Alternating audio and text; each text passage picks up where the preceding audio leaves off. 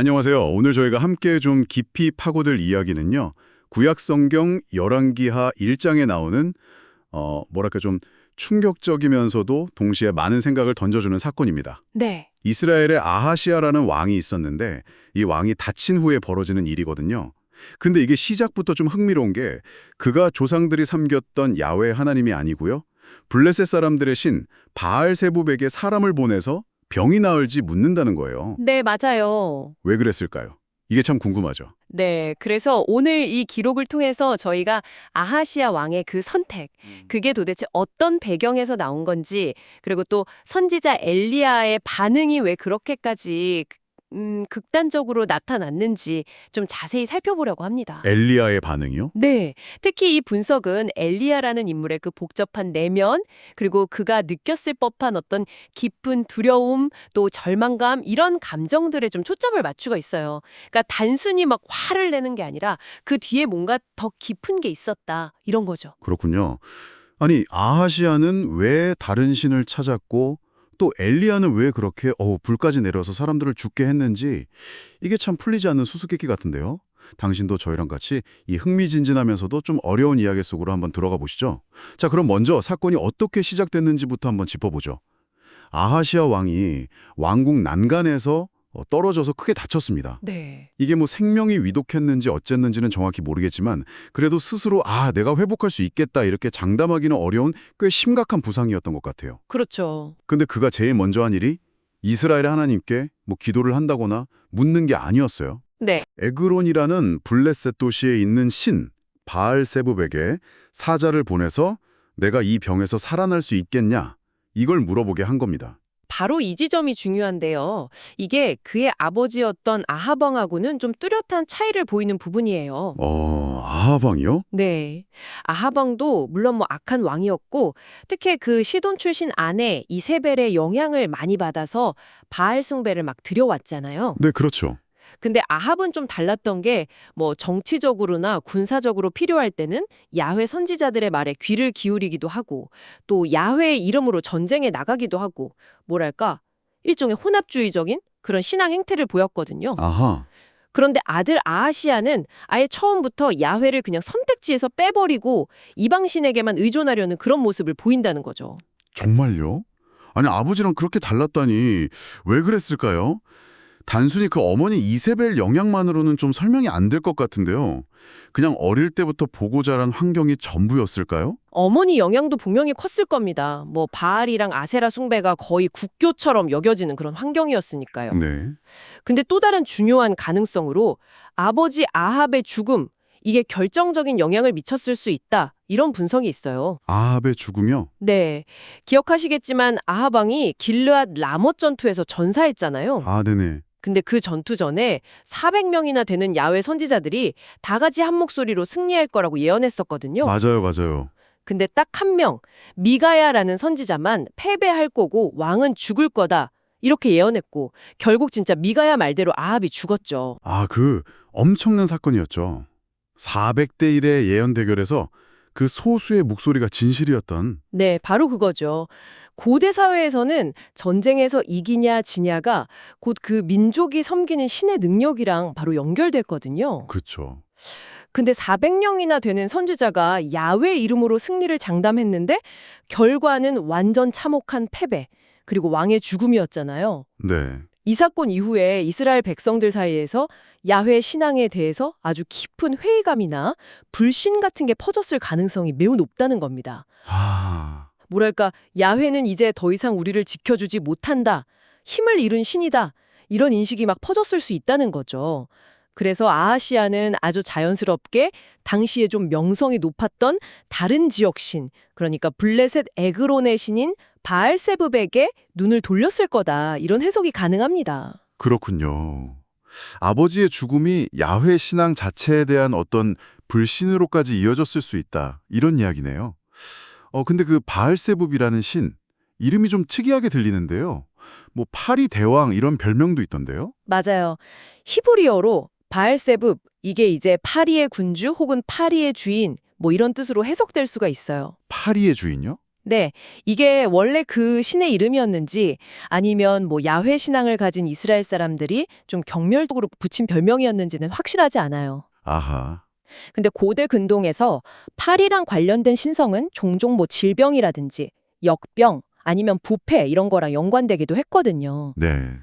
그래서 어쩌면 아하시아는 병을 다스리는 능력이 있다고 믿고 이 신을 찾았을 수도 있지만 성경 기록은 그 이름 자체를 통해서 약간 이 신이 좀 헛되고 부정한 존재다라는 걸 암시하는 것일 수도 있고요. 또 흥미로운 건 이 이름이 나중에 신약 성경에서는 악령들의 우두머리를 가리키는 바알세불로 이렇게 변형돼서 나타나기도 하거든요. 아, 정말요? 네. 그러니까 아하시아가 이런 신에게 의지했다는 사실 자체가 당시 이스라엘의 영적 상태가 얼마나 심각한지를 보여주는 어떤 단서가 될 수 있는 거죠. 파리의 신이라니. 듣고 보니까 더 기묘하게 느껴지네요. 결국 아하시아의 행동은 아버지 시대의 그 혼합주의를 넘어서서 아예 그냥 야훼를 버리고 다른 신을 공공연하게 찾는 단계로 나아갔다. 이런 신호로 볼 수 있겠군요. 네. 바로 그런 상황에서 이제 엘리야가 다시 등장하는 겁니다. 아, 엘리야가요? 네. 아하시아의 사자들이 에그론으로 가던 길에 갑자기 엘리야가 나타나서 그들을 딱 가로막아요. 네. 그리고 왕에게 돌아가서 전하라고 아주 무서운 메시지를 던지죠. 이스라엘에 하나님이 없어서 네가 에그론 신 바알세굽에게 물으러 가느냐? 네가 올라간 그 병상에서 결코 내려오지 못하고 반드시 죽을 것이다. 이렇게요. 와, 정말 직접적이고 강력한 경고네요. 사자들이 돌아와서 이 말을 전하니까 아하시아 왕은 그 말을 전한 사람 인상착의를 묻고는 단번에 엘리야라는 걸 알아챕니다. 네, 그렇죠. 털옷 입고 가죽띠를 두른 모습. 이게 엘리야의 트레이드마크였나 봐요. 그랬던 것 같아요. 왕은 당연히 격분해서 당장 엘리야를 잡아오라고 명령하죠. 50명 군사를 거느린 군대 장관, 그러니까 50부장을 보냅니다. 여기서부터 이야기가 좀 독특하게 동일한 패턴으로 3번 반복돼요. 3번이요? 네. 성경에서 3번 반복은 보통 그냥 우연이 아니라 그 사건이 얼마나 중요하거나 확실한지 혹은 어떤 교훈을 강조하려고 종종 사용하는 문학적인 장치거든요. 아하, 첫 번째 50부장이 군사들을 이끌고 산 위에 앉아있는 엘리야한테 가요. 그리고 왕의 명령을 전하죠. 하나님의 사람이여 왕께서 내려오라고 명하십니다. 근데 엘리야의 대답이 정말 상상을 초월합니다. 내가 하나님의 사람이라면 하늘에서 불이 내려와 너와 내 50명을 삼킬 것이다. 이렇게 말해요. 네. 근데 말이 끝나기가 무섭게 진짜 하늘에서 불이 내려와서 50부장이랑 그 군사 50명, 총 51명을 그냥 불사러 버려요. 그렇죠. 와, 진짜 이거 뭐 영화 같은 장면인데요. 그냥 글자를 읽는 거랑 실제 그런 일이 벌어졌다고 상상하는 건 완전히 다른 느낌이네요. 정말 충격적인 일이죠. 근데 아하시아 왕은 여기서 멈추질 않아요. 또 보낸다고요? 네. 두 번째 50부장이랑 또 다른 50명 군사를 보냅니다. 두 번째 50부장은 아마 첫 부대가 전멸했다는 소식을 들었을 텐데도 똑같이 엘리야한테 가서 이번은 좀 더 강하게 하나님의 사람이여 왕께서 속히 내려오라고 명하십니다. 이렇게 명령조로 말해요. 어휴, 결과는 똑같았습니다. 엘리야가 같은 말을 반복하니까 다시 하늘에서 불이 내려와서 그들 51명도 다 태워버렸어요. 순식간에 102명의 군인이 목숨을 잃은 거죠. 102명이요? 아니 그 설명에 뭐 일리가 있을 수는 있지만 듣는 입장에서는 여전히 너무 충격적이고 좀 불편하게 느껴질 수밖에 없는데요. 102명이라는 숫자가 너무 압도적이잖아요. 네, 맞아요. 정말 어려운 부분이죠. 근데 세 번째 50부장은 달랐다고요? 앞선 두 사람하고는 완전히 다른 태도를 보였다고요? 맞습니다. 세 번째 50부장은 엘리야 앞에 나아가서 무릎을 꿇고 엎드려요. 그리고 아주 간절하게 애원하죠. 하나님의 사람이여, 부디 제발 저의 생명과 당신의 종들인 이 50명의 생명을 귀하게 여겨주십시오.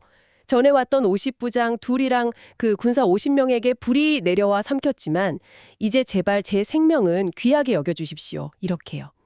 그는 왕의 명령을 수행하러 왔지만 동시에 엘리야와 그가 섬기는 하나님의 그 권능 앞에서 자기 목숨을 구걸하고 있는 거예요. 태도가 완전히 달랐네요. 정말로. 그러다 어떤 일이 벌어졌나요? 바로 그 순간 하나님의 천사가 엘리야에게 나타나서 말합니다. 그와 함께 내려가라. 그를 두려워하지 말라. 두려워하지 말라. 네, 이 분석에서 특히 주목하는 구절이 바로 이 두려워하지 말라는 부분이에요. 이 말이 역설적으로 엘리야가 그동안 뭔가를 아주 깊이 두려워하고 있었다는 강력한 증거가 되기 때문이죠. 아, 이 말을 듣고 나서야 엘리야는 자리에서 일어나서 세 번째 50부장이랑 같이 아하시아 왕에게 내려갑니다. 바로 이 지점이 이 이야기의 진짜 핵심인 것 같군요. 엘리야의 두려움. 아니, 그는 대체 뭘 그렇게 두려워했던 걸까요? 단순히 목숨의 위협? 아니면 왕 앞에 서는 것? 하늘에서 불을 내리는 그런 능력까지 가진 사람이 도대체 무엇이 두려웠을까요? 혹시 당신도 내가 옳은 길을 가고 있다고 믿는데도 마음 한구석에서는 뭔가 설명할 수 없는 깊은 불안감이나 이게 다 무슨 소용인가 하는 그런 좌절감 느껴보신 적 없으신가요?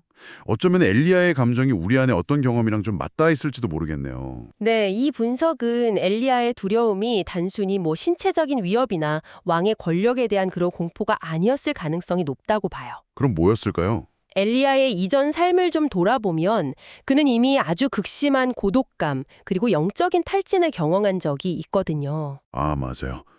갈멜산 사건 이후에요. 네, 그 유명한 갈멜산에서의 영적 대결에서 이기고 나서 바로 이세벨 왕비가 죽이겠다고 위협하니까 광야로 도망쳐서 로뎀나무 아래서 하나님한테 이제 됐습니다. 제 목숨 그냥 거두어 주십시오. 저는 제 조상들보다 나을 게 없습니다. 이렇게 절규하면서 죽기를 간청했었잖아요. 네, 그랬죠. 그는 자신이 완전히 혼자 남겨졌다는 생각, 그리고 자기의 모든 노력이 다 헛되다는 그런 감정에 아주 깊게 시달렸던 걸로 보여요. 맞아요. 엘리야는 정말 엄청난 기적들을 직접 행하고 또 목격한 사람이잖아요. 갈멜산에서 하늘에 불을 끌어내렸고 가뭄 속에서 사르밧 과부 집에서는 기름이랑 밀가루가 마르지 않게 했고 심지어 죽었던 그 과부 아들을 다시 살리기까지 했어요. 그렇죠. 엄청난 일들이죠. 그런데 그런 놀라운 일들을 백성들이 직접 보고 경험했음에도 불구하고 이스라엘의 영적 상태는 근본적으로 변하지 않았던 것 같아요. 오히려 아하시아 시대에 와서는 왕부터 시작해서 더 노골적으로 하나님을 외면하고 우상을 섬기고 있으니 엘리야 입장에서는 정말 깊은 회의감이 들었을 것 같습니다. 바로 그 지점입니다. 이 분석은 엘리야의 핵심적인 두려움이 바로 이 헛됨, 무력감이었을 것이다. 이렇게 추정해요. 헛됨과 무력감. 네. 아무리 하나님의 살아계심과 능력을 기적을 통해 보여줘도 결국 사람들의 마음은 변하지 않는다는 것. 거기에 대한 깊은 환멸감 같은 거죠. 자신의 소명이나 사역이 아무런 열매도 맺지 못하고 있다는 그런 절망감. 끊임없이 하나님의 메시지를 선포하지만 돌아오는 건 거절이랑 외면뿐이라는 그 고통스러운 경험의 반복. 이 분석에서는 이걸 마치 청중이 너무 냉담하고 아무도 변화되지 않을 걸 뻔히 알면서도 매주 설교단에 서야 하는 목회자의 그 깊은 두려움에 비유하기도 해요. 와, 그 비유가 확 와닿네요. 네.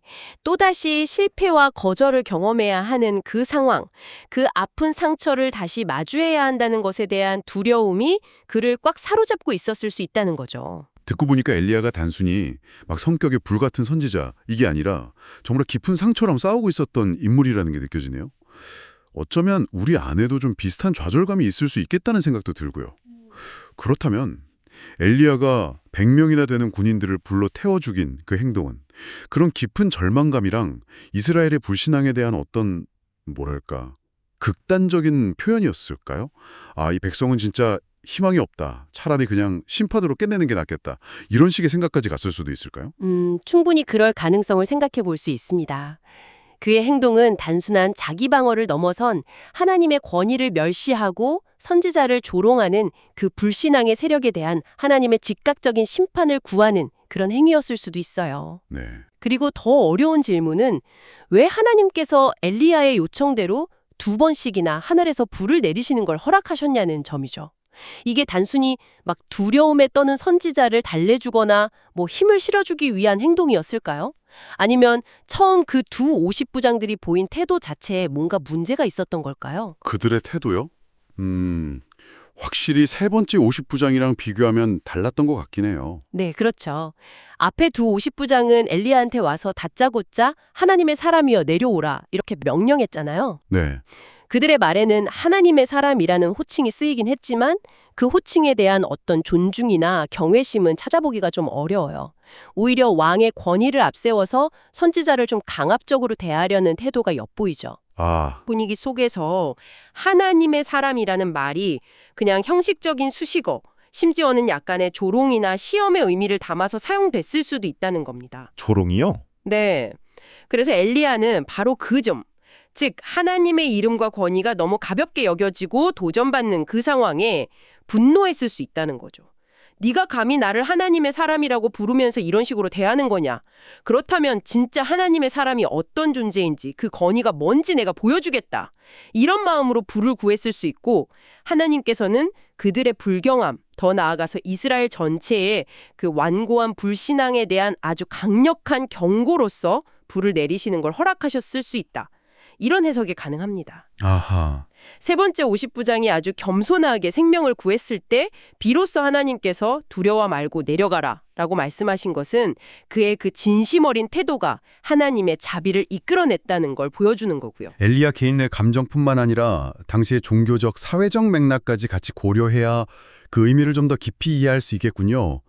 결국 엘리야는 우리가 흔히 상상하는 그런 결점 하나 없고 언제나 믿음 충만한 영웅, 이런 모습과는 상당히 좀 거리가 있어 보입니다. 맞아요. 때로는 하나님의 명령 앞에서 주저하고 도망치려 했던 요나처럼 보이기도 하고, 깊은 절망과 무력감에 빠져서 허우적거리기도 하고, 또 오늘 본 것처럼 때로는 너무나 과격하고 무섭게 느껴지는 그런 행동도 서슴지 않고요. 맞습니다. 하지만 동시에 그는 그 누구보다 하나님의 마음, 특히 이스라엘 백성들의 그 계속되는 불신앙과 배역에 대한 하나님의 깊은 슬픔과 안타까움을 자기 마음으로 느꼈던 인물이에요. 엄청난 기적들을 행하면서도 여전히 변하지 않는 사람들을 바라보면서 그가 느꼈을 그 깊은 고뇌와 좌절은 오늘날 믿음을 가지고 살아가려는 우리에게도 많은 질문을 던져줍니다. 그의 행동을 단순히 성격이 불같았네 라거나 믿음이 부족했네 라고 너무 쉽게 판단하기에는 그가 겪었던 영적 싸움과 그 감정의 깊이가 훨씬 더 복잡하고 심오하다는 거죠. 이 분석의 마지막 부분에서는 신약 성경의 중요한 사건 중 하나죠. 변화산 사건을 언급하면서 엘리야를 좀 조명하는데요. 예수님께서 아주 영광스러운 모습으로 변모하셨을 때 모세와 엘리야가 나타나서 예수님과 대화하는 그 장면이요. 네. 이 분석은 이 세 인물, 그러니까 모세, 엘리야, 그리고 예수님에게 공통점이 있다고 지적합니다. 그게 바로 하나님의 마음을 깊이 이해하고 공유했다는 점, 그리고 동시에 자신들이 사랑하고 섬겨야 할 백성들의 불신앙과 그 완고함 때문에 아주 깊은 고뇌와 때로는 환멸에 가까운 감정까지 겪었다는 점이라고요. 네, 정확합니다. 모세 역시 40년 동안 광야에서 이스라엘 백성들 이끌면서 그들의 끊임없는 불평, 반역, 우상숭배 얼마나 지쳤을까요? 정말요? 이 분석에서는 모세가 결국 약속의 땅 가나안에 들어가지 못하게 됐을 때 어쩌면 내심으로는 이제 더 이상 이 백성들이랑 씨름하지 않아도 된다라는 어떤 안도감을 느꼈을지도 모른다, 이런 해석까지 제시해요. 와... 예수님 역시 공생의 기간 동안 제자들의 그 더딘 믿음, 또 몰이해 이런 걸 보시면서 자주 탄식하셨고, 때로는 믿음이 없고 패역한 세대여 내가 얼마나 너희와 함께 있으며 얼마나 너희에게 참으리오, 이렇게 외치시면서 깊은 안타까움을 드러내셨죠. 엘리야는 그 중에서도 특히 불과 같이 아주 강렬하고 때로는 오늘 본 것처럼 좀 파괴적으로 보일 수 있는 그런 방식으로 그 내면의 고뇌와 거룩한 분노를 표출했던 인물로 그려지는 것이죠.